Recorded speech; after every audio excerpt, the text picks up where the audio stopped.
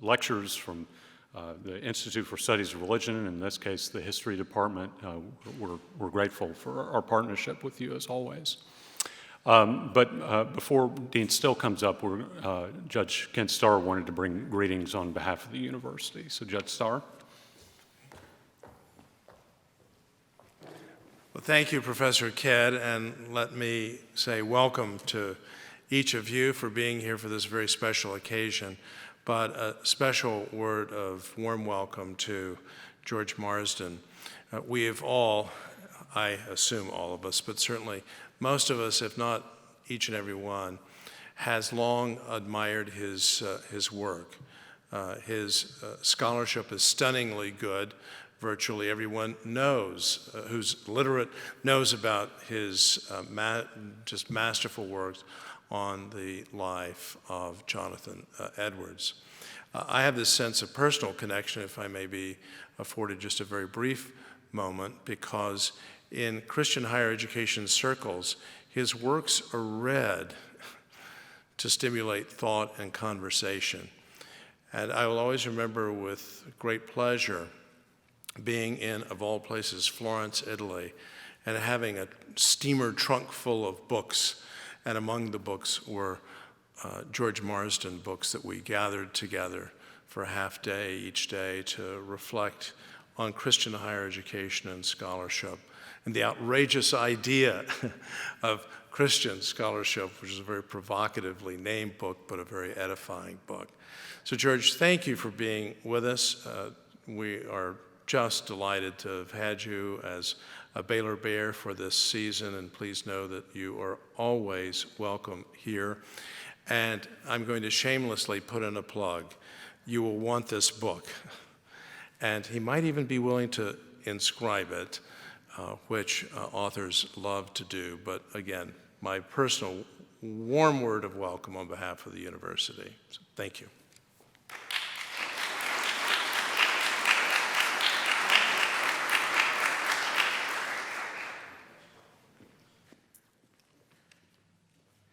Thank you, Judge Starr, for being with us and offering a welcome. Since 2001, Mere Christianity, first published in 1952, has sold over 3.5 million copies, and that is in English alone. What accounts for the lasting vitality of this volume? Today's lecture recounts the unusual origins of this remarkable book and reflects upon why, in contrast to the vast majority of books, its popularity has only increased as opposed to having declined. The lecture will be drawn from Professor Marsden's new study, C.S. Lewis's Mere Christianity, a biography, which is a part of the Princeton University Press in a series entitled The Lives of Great Religious Books. What a fantastic idea for a series. Of Professor Marsden's volume, Professor Alistair McGrath of Oxford, who was with us this past November, writes, "This is a superb study of C.S. Lewis's greatest work. Marsden succeeds both in illuminating the success of Mere Christianity and enriching our own reading of this seminal work." Additionally, Baylor's own Alan Jacobs notes, "No one has surveyed the reception history of Mere Christianity as well as Marsden has done, and given the enduring popularity and influence of the book, this is a task well worth doing." Today's lecturer, George M. Marsden, is the Francis A. McAnaney, help me? McAnaney, there we go, second time's the charm, Professor of History Emeritus, University of Notre Dame. His many books include, as Judge Starr has alluded to, Jonathan Edwards, A Life, The Outrageous Idea of Christian Scholarship, and Fundamentalism and American Culture. Professor Marsden has held various positions in history departments at Calvin College, Duke University Divinity School, as well as Notre Dame, where he is presently Professor Emeritus. This term he's been visiting at Baylor and teaching in the history department. We're thrilled and honored to have you with us, Professor Marsden, who, by the way, late last week was elected to the 2016 class of the American Academy of Arts and Sciences, one of our country's oldest and most prestigious learning societies. Please join me in welcoming Dr. Marsden to Baylor.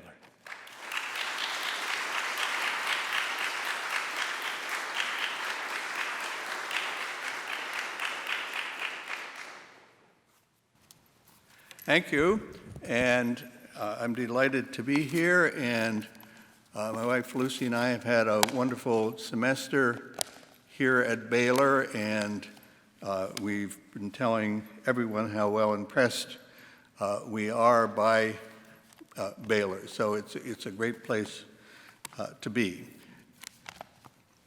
And I'm grateful for this opportunity to talk a little about this book, which is described by Princeton Press as a biography of a book.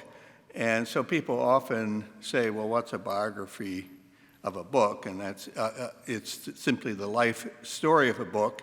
And to give you a very quick life story of the book I wrote about the book, and that is that the editor of Princeton Press a number of years ago, asked me, he said, we're going to do this series, do you want to do contribute something to it? And so I thought about, what would be a good book, and I couldn't come up with anything. And then all of a sudden I thought, C.S. Lewis really deserves to be in that series, and Mere Christianity is his leading nonfiction book. So it proved to be a really great choice. I had written on Jonathan Edwards, and I found Jonathan Edwards a very edifying person to spend years with, and so I was looking for something that would be equally edifying, and it turned out that just reading Lewis is everything he writes is an edifying experience, so that one thing you might take away from this lecture is go and read Lewis, and you can skip the middleman if you want, and spend your time with him. It's great. As you probably know, Mere Christianity started out not actually planned to be a book at all, but it began as a series of radio broadcasts on the BBC during World War II. And when Lewis was first asked to give 4 or 5 broadcasts, it was the winter of 1941, so it was a very dark time in Great Britain, that the Blitz bombing was still going on. It wasn't at all clear that Great Britain would survive the war against Hitler. France had fallen. And so we think of our times as the times of high anxiety. But think of that, what a tense time it would be. And Lewis was eager both to serve the war effort in some way and to serve the Christian cause in some way. He was already, about the same time, he had been asked to give a series of talks on weekends to RAF camps. And so we go to the RAF bases and talk to the men about the basics of Christianity, and that actually helped him get a good sense of how the ordinary people responded to that message. But it's interesting also that the BBC wanted Lewis to give broadcasts on the basics of Christianity. The BBC was a private corporation that was chartered by the Crown, and during the war it had a monopoly on the broadcast, and it had a very strong religious department, meaning Christianity. Great Britain was an officially Christian nation, even though, as Lewis was very well aware, there was an appalling lack of practice of Christianity and knowledge about Christianity. But it was an officially Christian nation, and even the BBC, up until the war, would not broadcast dance music or comedy shows on Sundays. So there's even a Sabbatarianism there. During the war, they relented it for the troops' sake and began doing rebroadcasts, but not live broadcasts. Anyway, so they had a substantial Christian dimension and a number of other speakers, Christian speakers that they were asking. But when Lewis came along, he proved to be a really ideal sort in talking about the basics of Christianity. So he gave a series of 4 broadcasts. They expanded it into another broadcast, and then over the next years, he was asked several more times to give brief sets of broadcasts on different aspects of Christianity. And he put these together. He had these published as 3 little paperbacks originally.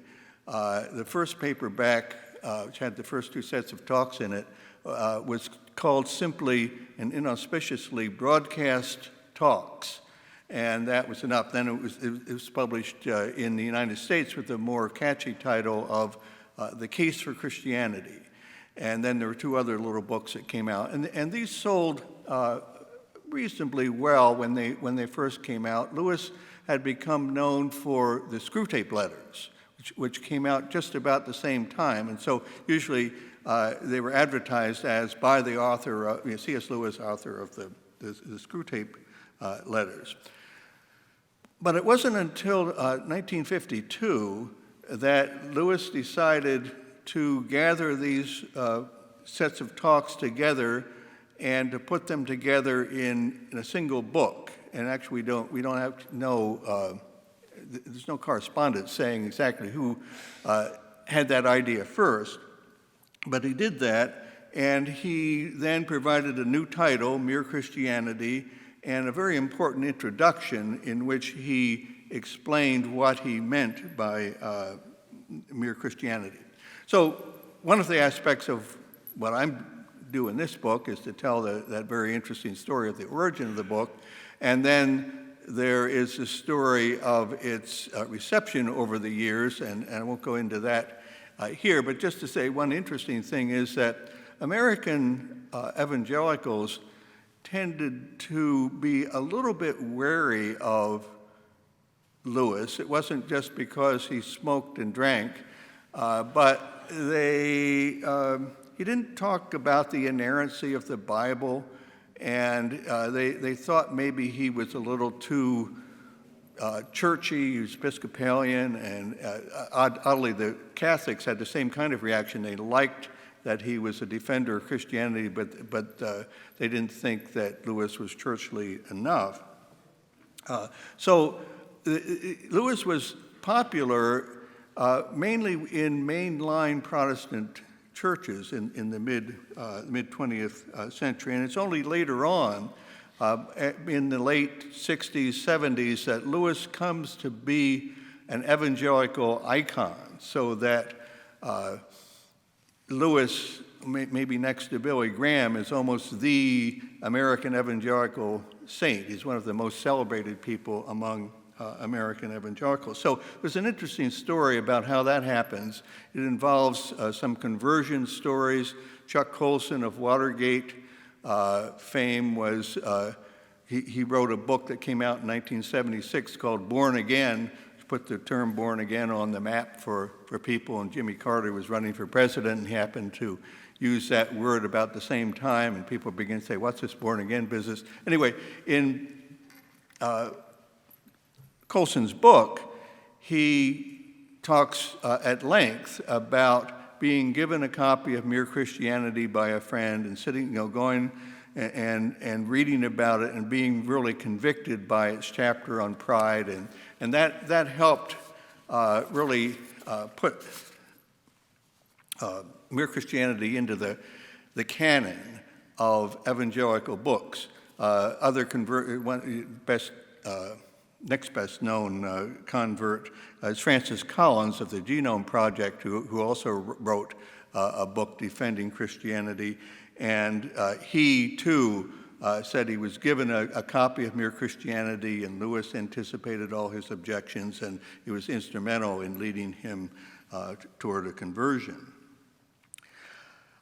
So there's an interesting reception history. There's also some criticisms of the book, which I go into a bit, and you can go online and find Atheism 101, How to Answer C.S. Lewis on whatever. So there's all sorts of sides of the reception. But today what I want to mainly talk about is the remarkable aspect of the life of the book, its lasting vitality. And so what I do in defining what a life is saying what gives it its ongoing life. Why has this book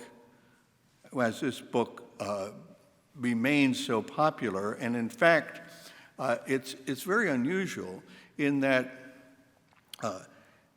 in the 21st century, Mere Christianity has sold better. You heard 3.5 million copies in English alone.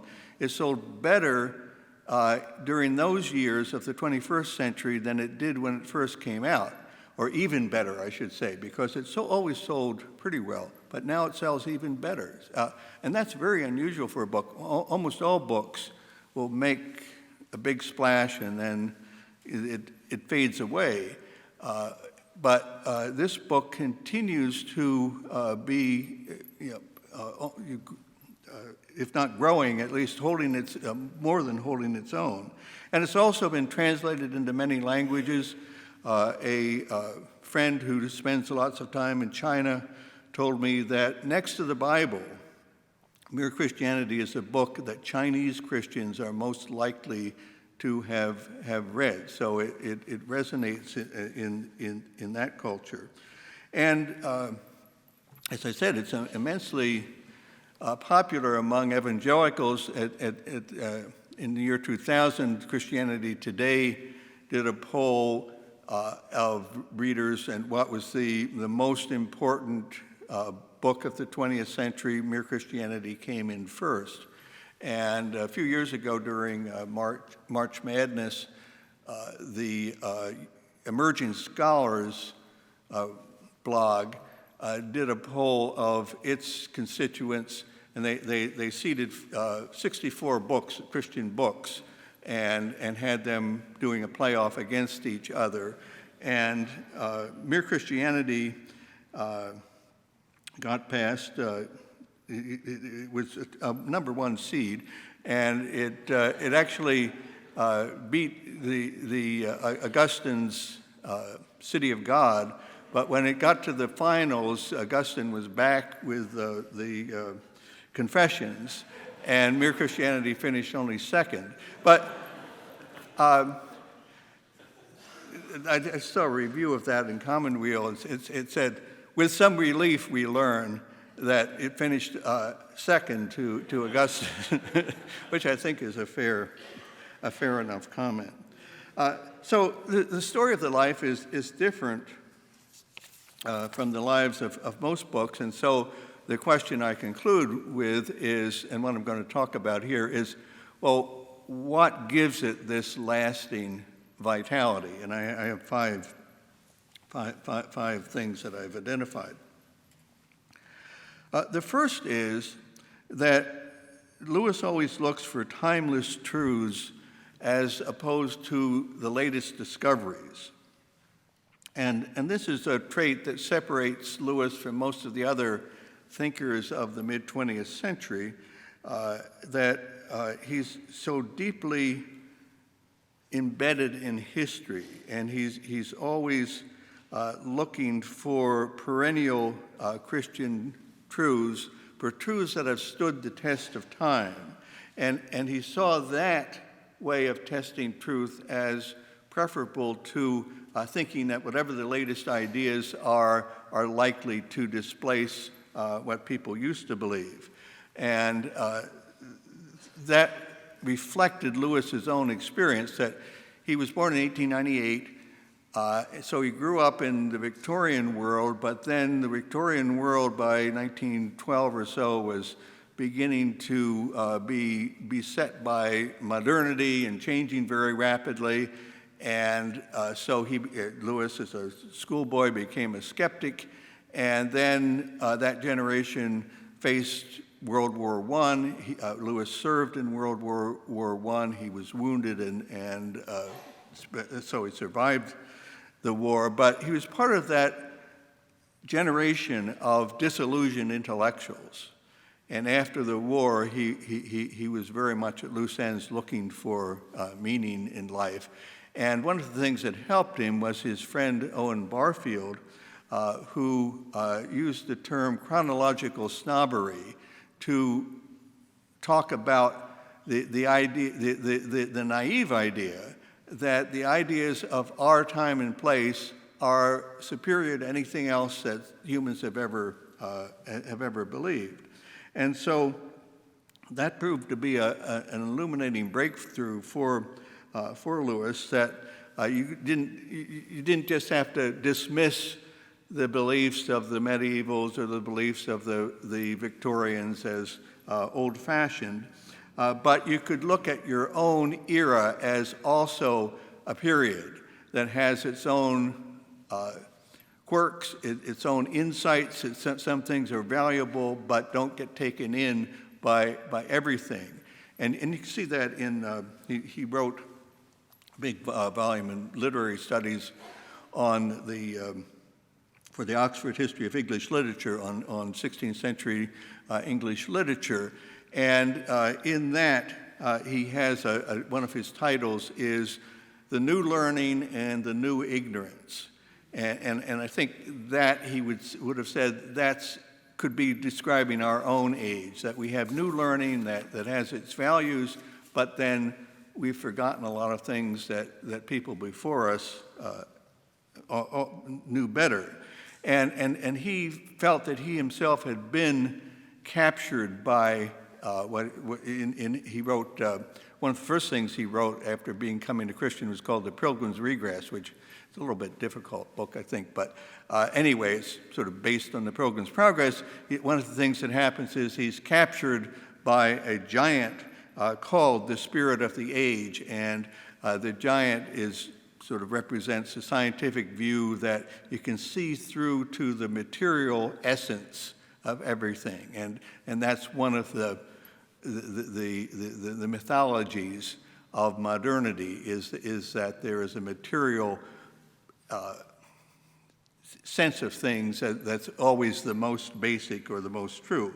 So in Lewis's fiction, he has a lot of characters who are scientists who are really very naive in their understanding of human nature. So he has an interplanetary sort of science fiction series of books, and there's a scientist named Weston who is only interested in other planets for what you can get out of them and how they can be exploited. It's sort of a colonialist view of the planets. And in The Magician's Nephew, Uncle Andrew is someone who is supposed to be, he thinks he's a magician, but he's really a scientific thinker and is naive for that reason. So Lewis, on the one hand, tries to give science its due. When Screwtape writes to Wormwood, he says, keep your patient away from the real sciences. You might let him dabble in economics or sociology, no offense, but the best of all is to let him read no science, but to give him the general idea that he knows it all and that everything that he happens to have picked up in casual talk and reading is the results of modern investigation.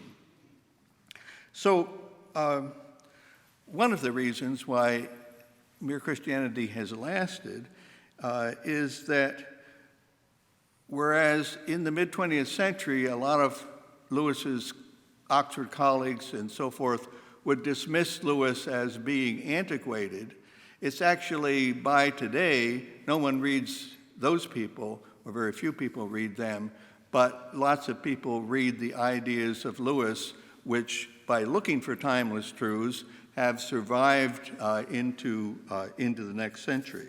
And so what he has to say in the mid-20th century seems to be just as relevant in the 21st century. Second, is closely related. Lewis finds his point of contact with his audience in common human nature. The fact that he was a student of history, studying the past, actually helped him to reach wide audiences. And that's counterintuitive because, as you know, most of us professors who spend a lot of time in books don't really quite know what's going on a lot of the time, and often aren't the best communicators with the ordinary people. But Lewis was looking for, as Malcolm Muggeridge made this observation, he said Lewis is looking for every man, as they used to say. He's looking for every person. He was an admirer of Samuel Johnson, the 18th century thinker, and Johnson's zeal to look for the common sense of the race.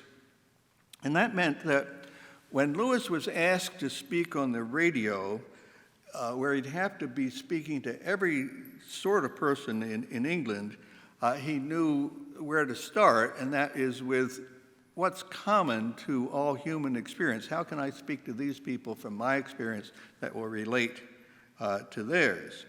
And one of the things that he recognized from studying history was the peculiarities of 20th century thought and belief. And one of those peculiarities he pointed out was that in the mid-20th century, people were being taught to believe that they were good already the way they were.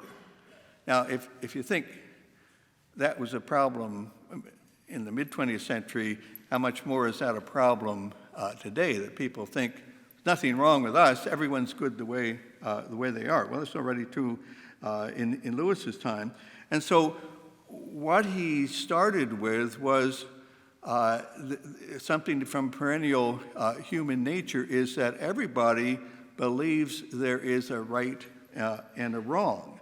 Even if they may profess to be relativists, in fact, they have a sense of right and wrong. So what he did was start by leading people very gently to see there's a right and a wrong, and then most people can see that other people often do wrong, and then if they begin to be honest, they might say, well, maybe we do that kind of thing as well. So in order to prepare people for the Christian gospel, prepare them for the cure, you have to first convince them that they might have a problem that needs to be cured.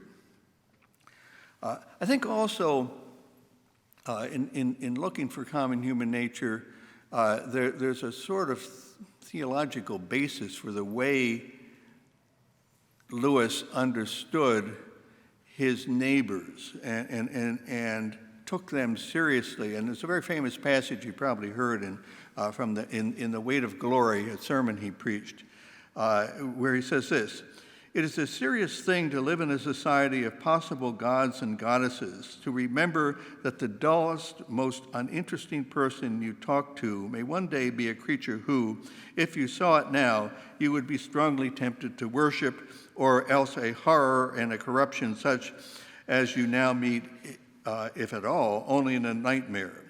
All day long we are, in some degree, helping each other to one or the other of these destinations. It is in the light of these overwhelming possibilities, it is with the awe and circumspection proper to them, that we should conduct all our dealings with one another, all friendships, all loves, all play, all politics. There are no ordinary people." And that last line would be a good maxim for anyone who's trying to communicate with other people. There are no ordinary people. So Lewis was a very effective communicator, in part because he's looking for the commonalities that he has with the rest of human nature and what he has in common with everybody that he meets. Third source of the success and the lasting vitality of Mere Christianity,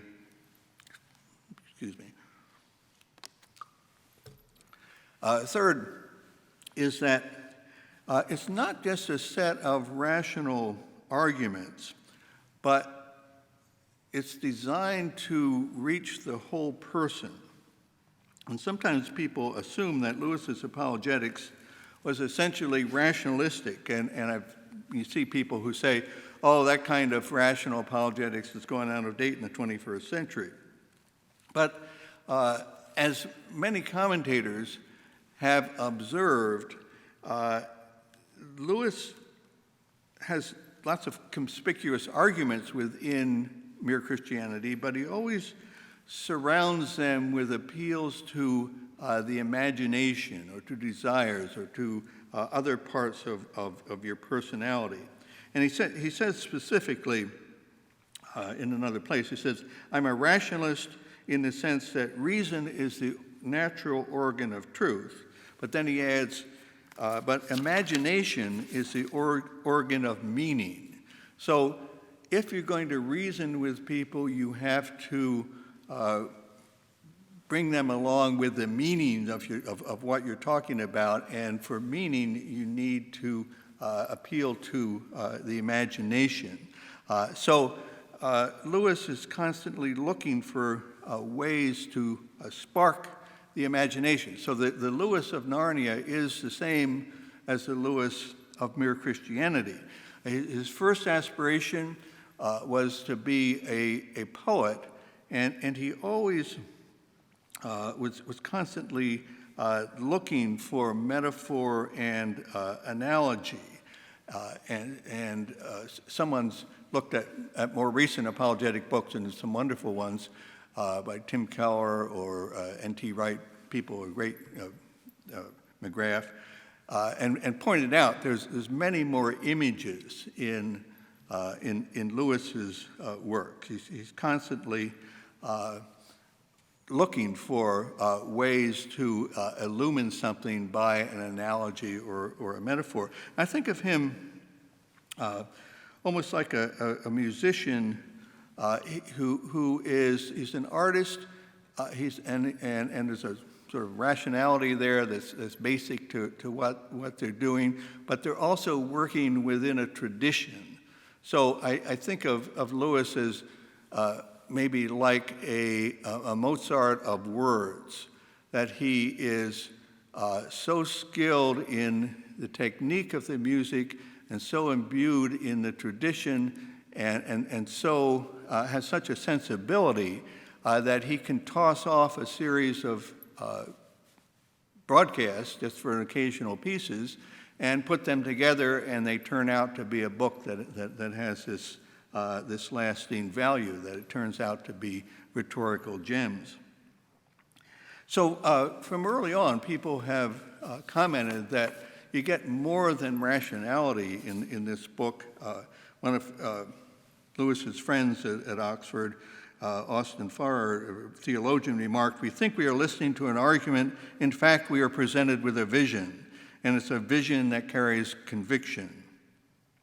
Or Mickey Maudlin, the editor at Harper One, who oversaw the publication of the 60th anniversary edition of Mere Christianity, has reflected on the appeal.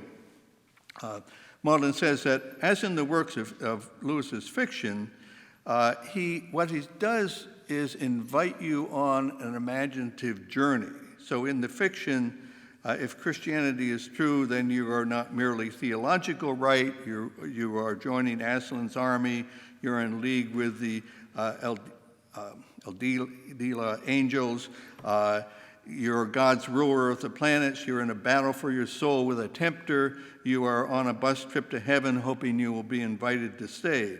And so similarly, in Mere Christianity, people might pick it up because it seems to be the best it's heard it's the best basic introduction to Christianity, but soon they find that they're into something more. This is Marsden. What you find is the identification of a moral compass you did not realize existed, or that says you are not measuring up. The story of how God sent Jesus as an invasion into the world to start a revolution. That doctrines are really maps to show you your choices and to guide you forward on your journey.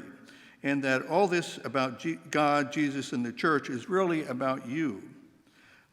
Will you admit your need, receive God's help, and start the process of being perfected, made into little Christ, so that you can pursue the further adventures with God in his heavenly realm, the world you were created to inhabit. So he's inviting people to become part of a story, and that is a good bit of the effectiveness of Mere Christianity. Lewis himself explained in Miracles, which is a more technical apologetic work, he explained his method this way. He says, let us suppose we have the parts of a novel or a symphony, and someone now brings us a newly discovered piece of the manuscript and says, this is the missing part of the work. This is the chapter in which the whole plot of the novel really turned. This is the main theme of the symphony. Our business would be to see whether this passage, if admitted to the central place which the discoverer claims for it, did actually illuminate all the other parts, and as you might say, pull them together. And so as that analogy suggests, reason is essential, but it's a larger process that involves intuition and imagination to say, how does this fit with my experience? It's experiential. And Lewis was very much aware that people in the modern world are living in a disenchanted universe. And so to get them to be part of this story, he had a sense that you had to have their minds open to being re-enchanted, as he puts it.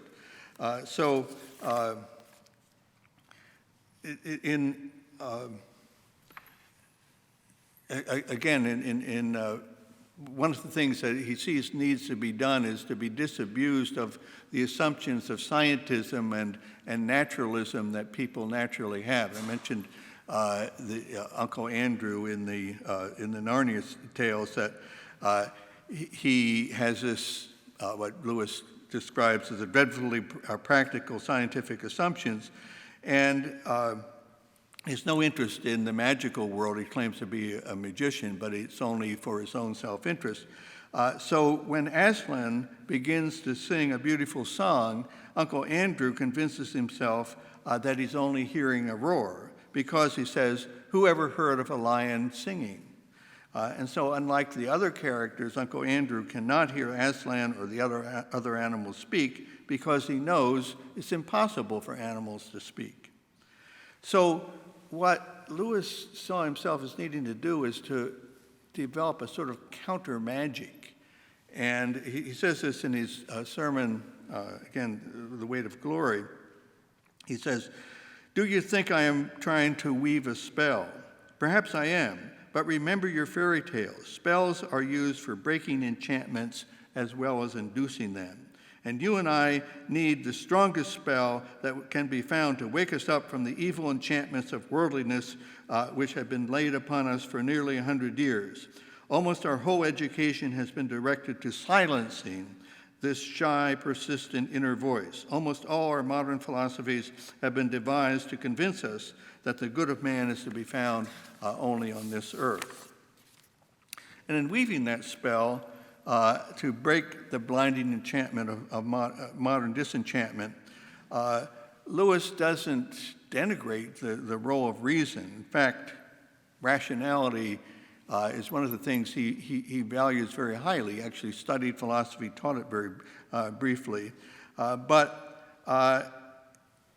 mere Christianity is not simply a rational kind of appeal that would somehow convince any objective person, but it's rather an appeal to see the narrative of your life as part of a larger narrative. So in order to convince people of that, he has to invite them into becoming part of the story. Fourth, I think one of the obvious features of Mere Christianity that makes it last is that it's mere Christianity. Lewis, in the preface to the 1952 book, described what he meant by mere Christianity. He borrowed the term from Richard Baxter, a 17th century moderate who was trying to stay away from the sharp debates within Christianity of his day. And Lewis explained that it's simply the belief that has been common to nearly all Christians at all times. Once again, his historical consciousness is very important for determining that outlet look. He says, these are beliefs that were around before I was around, and they were essential to Christianity, whether I like it or not. So he saw this basic Christianity as not a vague and bloodless, lowest common denominator kind of Christianity that you sometimes find in liberal ecumenism, but rather he was confident that it would be a very substantial Christianity, that there are basic beliefs that Christians through all the ages have shared, and if you take those seriously, it's really a very substantial kind of message. So one of the things that comes through in this mere Christianity is that it's not cheap grace, to borrow Bonhoeffer's term from the same era. It's not cheap grace. It's not minimal Christianity. It's not easy or safe. Rather, readers find that they are being drawn into an understanding of Christianity that is extraordinarily demanding on them personally. And they're being asked to give up the sovereignty of their very self and to experience Christ living and reigning in them. Quote, to become new men means losing what we now call ourselves. Out of self into Christ we must go. This is the whole of Christianity. There is nothing else. The church exists for nothing else but to draw people into Christ, to make them little Christ. So part of the appeal of mere Christianity is that it's demanding. Readers are asked to be on this journey, and it's a substantial possibility that they are awakened to. Lewis's emphasis on mere Christianity, I think, also has maybe even a wider appeal in the 21st century than it originally did, because we live in a time it's not quite a post-denominational age, but denominational loyalties have eroded a great deal since his time. And so Christianity is much more fluid, and people have a sense of belonging to a universal church, even though they are in separate particular churches. And Lewis says of mere Christianity, you need to be in a particular church. You have to nourish your faith, but once you're in that particular church, then be generous to people who have chosen something else. And that's a basis for a kind of practical ecumenical consciousness among Christians of various communions.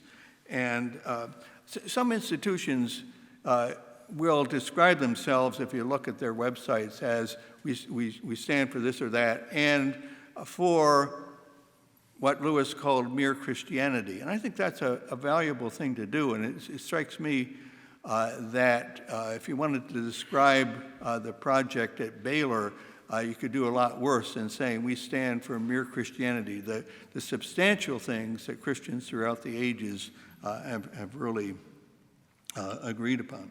Fifth and finally, I think we should recognize that much of the lasting appeal of mere Christianity is based on Lewis's ability to point his readers to the luminosity of the gospel itself. In 1939, Lewis published an essay called The Personal Heresy. It was an essay in literary criticism. And what he was talking about poetry, and he said, it's wrong to view a poem as about the poet's state of mind. The poet is not a man, he says, a person, he wrote, who asked me to look at him. He is a man who says, look at that, and points. And the more I follow the pointing of his finger, the less I am possibly able to see of him. And so I think Lewis would have said the same thing of his apologetics. Had it drawn attention primarily to himself, or been a reflection of his peculiar views, it wouldn't have had a lasting impact. But one of the greatest sources of the vitality is that Lewis is intentionally pointing the reader toward an object.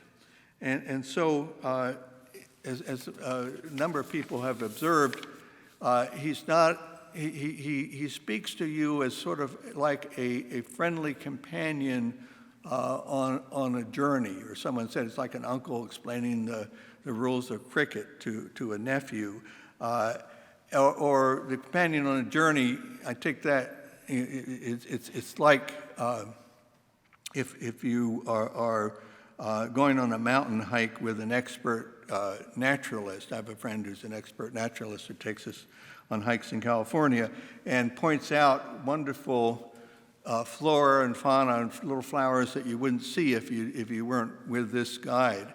And then suppose you have someone like that, and he leads you around a corner, and you see the most beautiful scene of lakes and mountains that you've ever seen, and you're overwhelmed by the beauty of what you see. You're very grateful to the expert who brought you to that, but what you take away primarily is the sense of the beauty of what you've encountered, that this is something that draws you to it. And so Lewis, with Lewis, that he points his audiences towards seeing Christianity not as a set of abstract teachings, but as the most beautiful of all realities, that if you see it, it satisfies your longings, and you're drawn into the story that it represents. Thank you.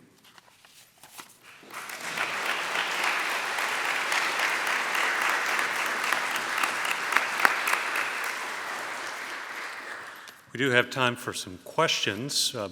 Before I forget, I do want to say that there's copies of Dr. Marsden's book for sale out in the lobby, and I bet you could probably convince him to sign a copy for you if you were willing to stay around for that.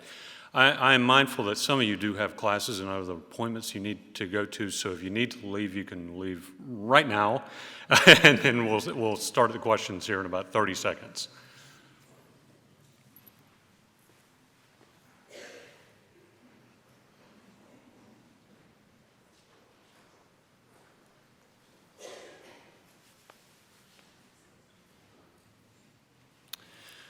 Okay, if you have a question, if you could raise your hand, we'll recognize you. And if you could stand up and speak just as loud as you can, that would be very helpful to us. Yes, sir.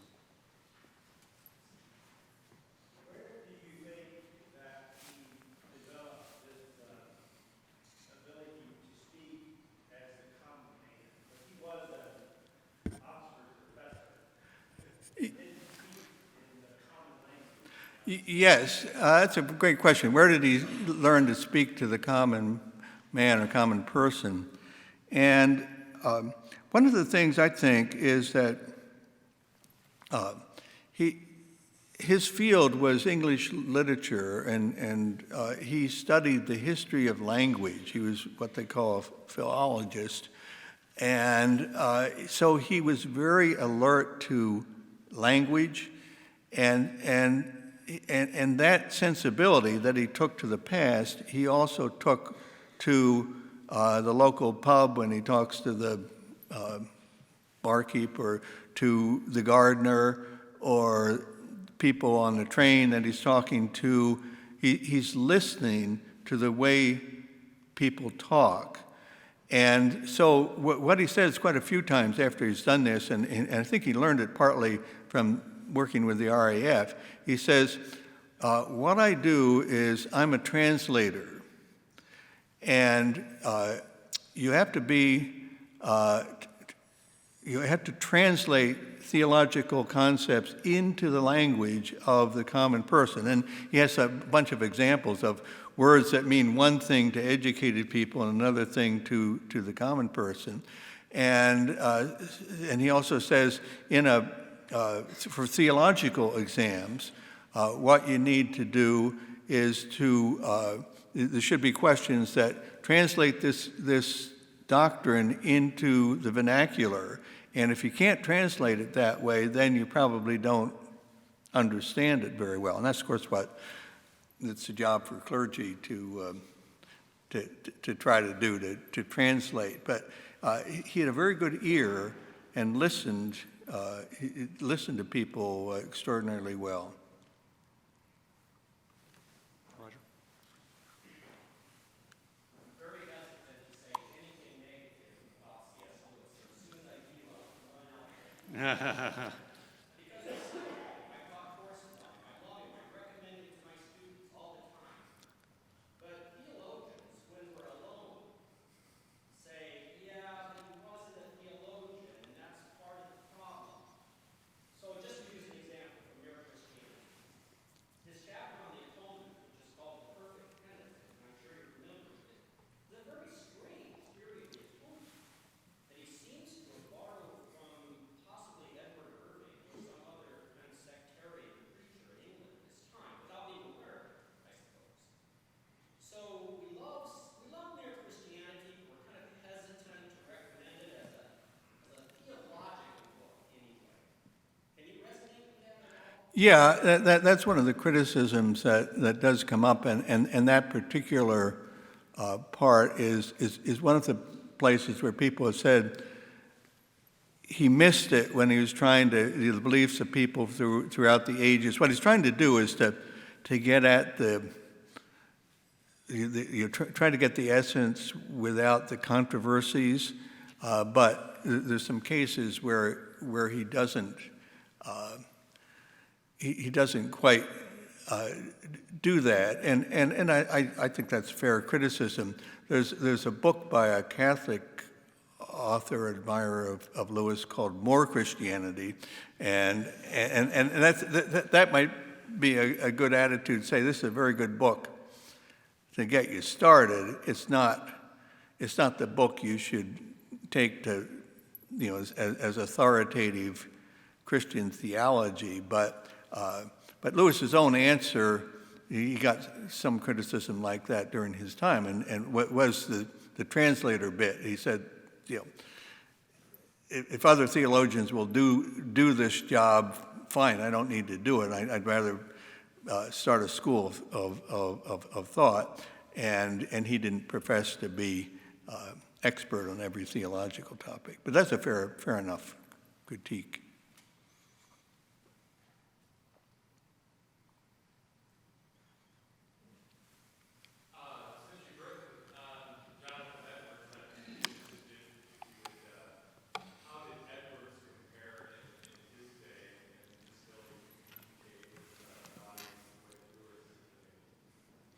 Well, I've been thinking about that. How does Edwards and Lewis compare?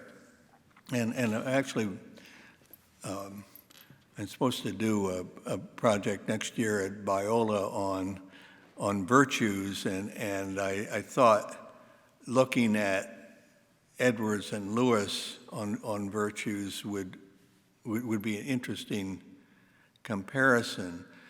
And I've taught a course a couple times comparing Edwards and Lewis. Actually, I think because Lewis is looking for this common ground, they have a lot more in common than they have differences. Their difference is in style. Edwards is a theological maximalist, and Lewis is a theological minimalist. I mean, Edwards wants to, see to the very bottom or top of every theological problem and issue and resolve that. Lewis says, well, we have this argument about works and grace, and to me it seems like arguing about which blade of the scissors is more important. End of discussion. But when you get to the basics, the sense of beauty, the sense of fulfilling human longings, the centrality of the gospel that's in a universe filled with spiritual realities, and the spiritual realities are much more real than the ordinary realities. They're on the same page. Edwards wasn't nearly. He's not nearly as good a writer, at least, as Lewis. He writes. He thinks like a philosopher. Somehow he was.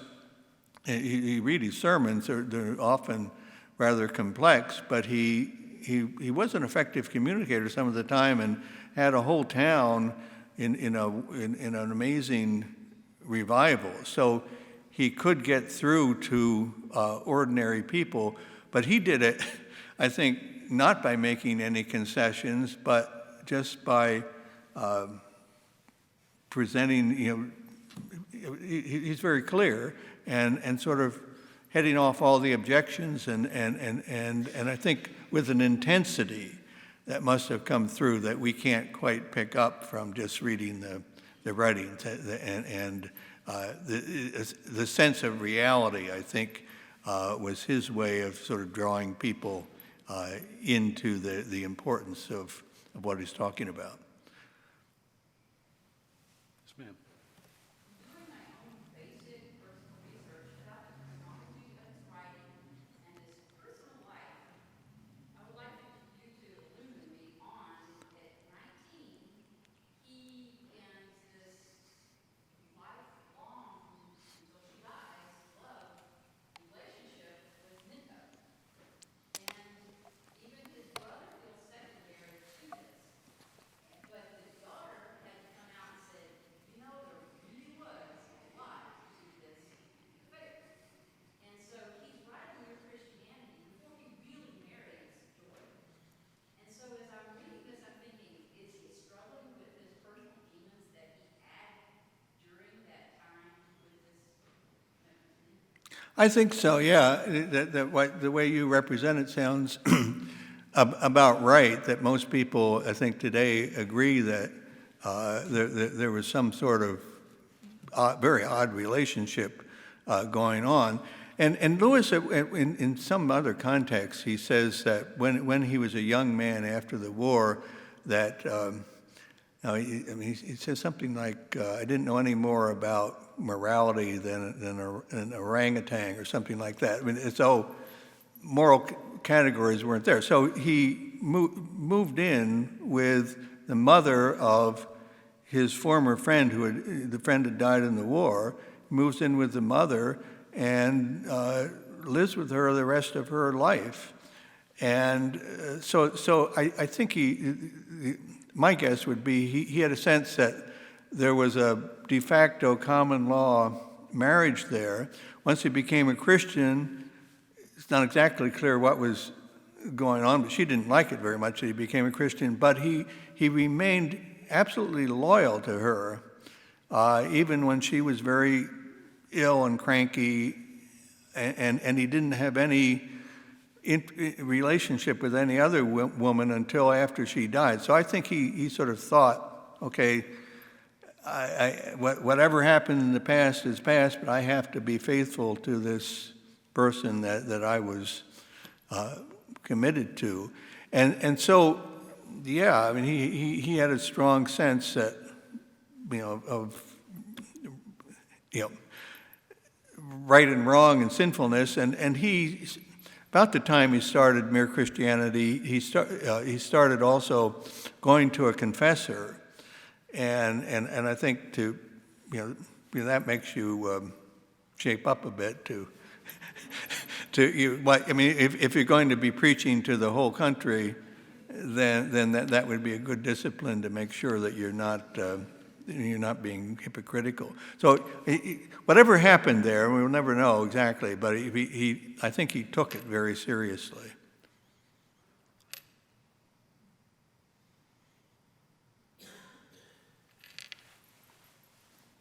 You make note of the fact that Screwtape, said make Christianity tied to their political philosophy or partisanship. And Lewis specifically tried to stay away from that.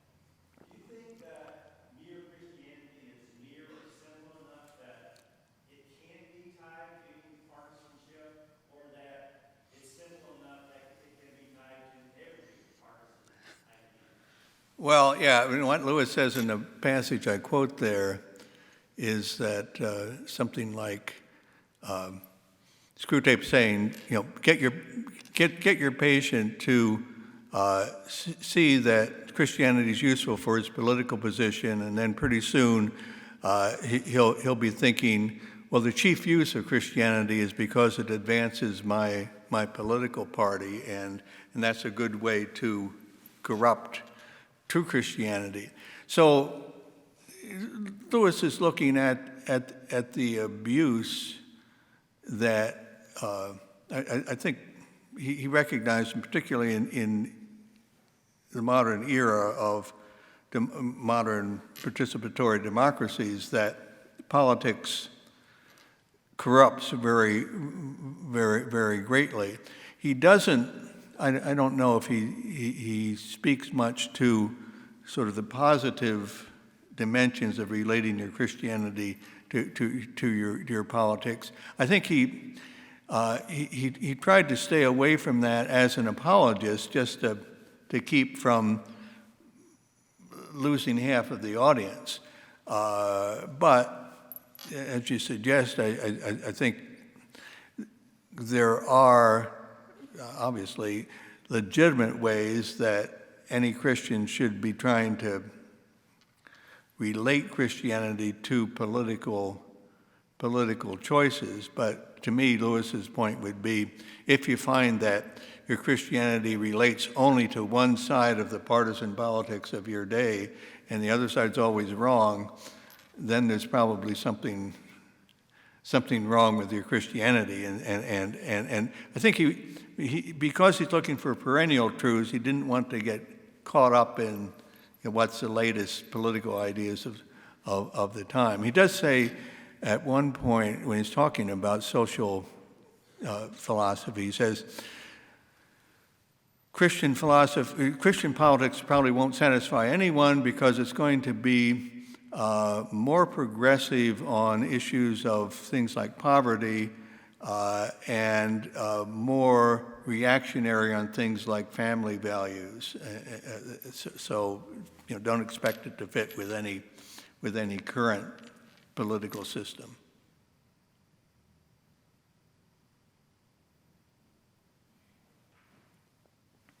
Go ahead. Dr. Marsden, if you would humor us, would you please tell us about your first reading of Mere Christianity, where you were in your spiritual journey, and how it affected you? That's a great question.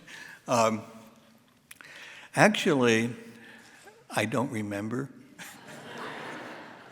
I run into people, since I've been doing this, I run into all sorts of people who say, oh, that was the book that really solidified my faith and brought me back to the faith. Often people are brought up in the church, And then they ran into this, and they thought, well, this isn't quite as parochial as I thought it was.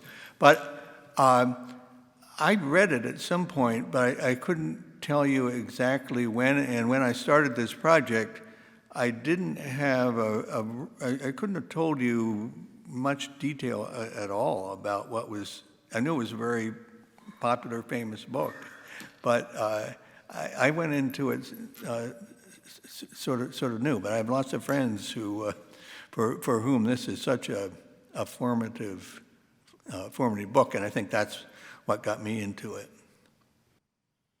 Okay, well, I think that's a great question to close on. You join me in thanking Dr. Marsden again.